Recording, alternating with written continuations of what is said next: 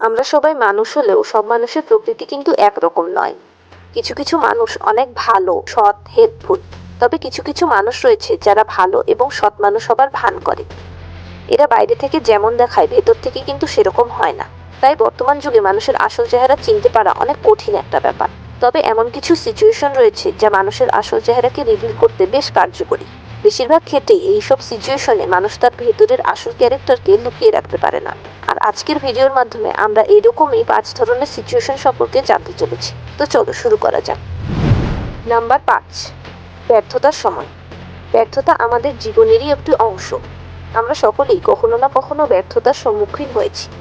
Psychology অনুযায়ী অতিরিক্ত দুঃখ বা অতিরিক্ত খুশি আমাদের রিয়েল ক্যারেক্টারকে রিভিল করতে সাহায্য করে। তাই কারো রিয়েল ক্যারেক্টার সম্পর্কে জানতে চাইলে তার ব্যর্থতার সময় তাকে পর্যবেক্ষণ করো।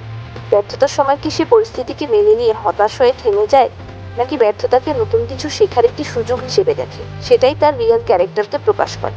এ থেকেই বোঝা যায় যে কোনো মানুষ কতটা ইতিবাচক বা নেতিবাচক, সাহসী না ভীরু। For example, Thomas Alva Edison light bulb আবিষ্কার করার সময় অনেকবার ব্যর্থ হয়েছিলেন। তবে তিনি ফেইলারকে মেনে না নিয়ে কাজ করে গেছেন। তার মতে তিনি ব্যর্থ হননি, বরং প্রতিবার নতুন ওয়ে খুঁজে পেয়েছিলেন প্রবলেমটিকে সলভ করার। এ থেকেই বোঝা যায় যে তিনি অনেক ইতিবাচক এবং আত্মবিশ্বাসী ছিলেন। নাম্বার 4, দ্বন্দ্বের সময়। হয়তো এমন কাউকে খুঁজে পাওয়া সম্ভব নয় যে কিনা জীবনে কারোর সাথে দ্বন্দ্বে জড়ায়।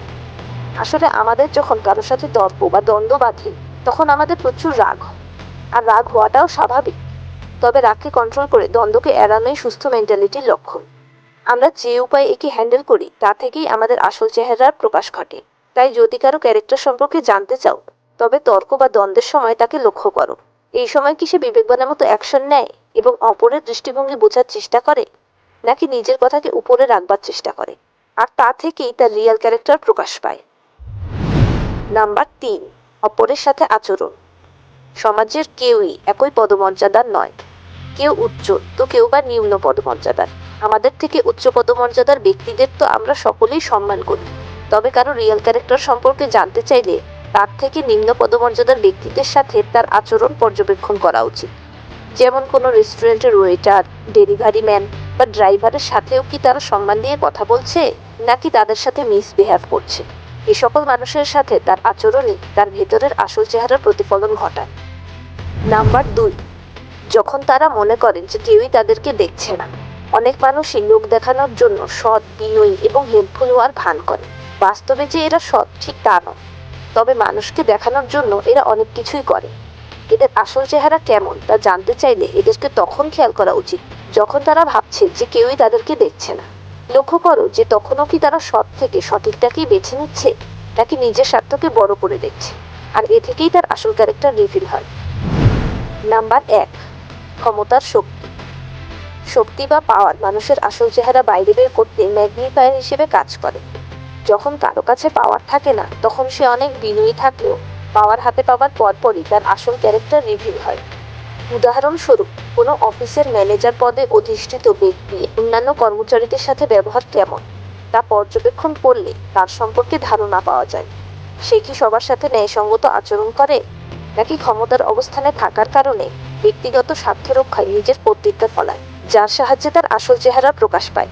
ক্ষমতা বা পাওয়ার আধিপত্য বিস্তার করা নয়, বরং একটা দায়িত্ব, যেখানে নিজেকে এবং অন্যদেরকে সাথে নিয়ে এগোতে হয়। এটাই পাওয়ারের আসল উদ্দেশ্য। অ্যাকচুয়ালি পাওয়ার মানুষকে চেঞ্জ করে না, বরং আনমাস্ক করে। যদি কেউ সৎ হয়ে থাকে, তবে সে ক্ষমতার অবস্থানে থাকা সত্ত্বেও ফেয়ার থাকবার চেষ্টা করে। তবে কেউ কেউ আছে যারা পাওয়ারের অপব্যবহার করে এবং কর্তৃত্ব বিস্তার করতে চায়, এবং যার ফলে তার ভেতরকার আসল চেহারা বেরিয়ে আসে। আলোচনা করা এই 5টি পরিস্থিতি ছাড়াও আরও অনেক পদ্ধতি রয়েছে যার সাহায্যে মানুষের রিয়েল ক্যারেক্টার রিভিল করা যায়। তবে এটা মনে রাখা ইম্পর্টেন্ট যে আমরা সবাই মানুষ হলেও প্রত্যেকেই ভিন্ন। তাই শুধু কিছু পরিস্থিতির ভিত্তিতে কাউকেই জাজ করাটা ঠিক নয়। আমাদের এই ভিডিওর মূল উদ্দেশ্য হলো পরিস্থিতির ভিত্তিতে চারপাশের মানুষের সম্পর্কে, এমনকি নিজের সম্পর্কেও গভীরভাবে জানা। আর এই সব সিচুয়েশনগুলো শুধু অন্যের নয়, বরং তোমার নিজের সম্পর্কেও তোমাকে একটা গভীর ধারণা দিবে। So thanks for watching. ভিডিওটি ভালো লেগে থাকলে লাইক এবং কমেন্ট করতে ভুলবে না। আর সাবস্ক্রাইব করে পাশে থাকবে। দেখা হবে আরও একটি ভিডিওর মাধ্যমে। Till then, stay safe and happy.